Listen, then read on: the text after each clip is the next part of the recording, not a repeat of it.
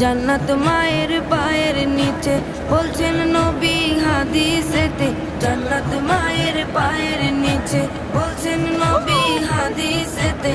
দয়াল নবীর কথা তোমার ভালো লাগে না, দয়াল নবীর কথা তোমার ভালো লাগে না।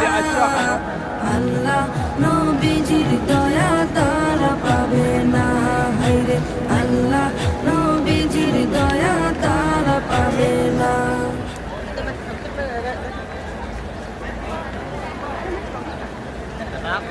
আমি খাই না, আমি একটু হাইন্ডে করি না।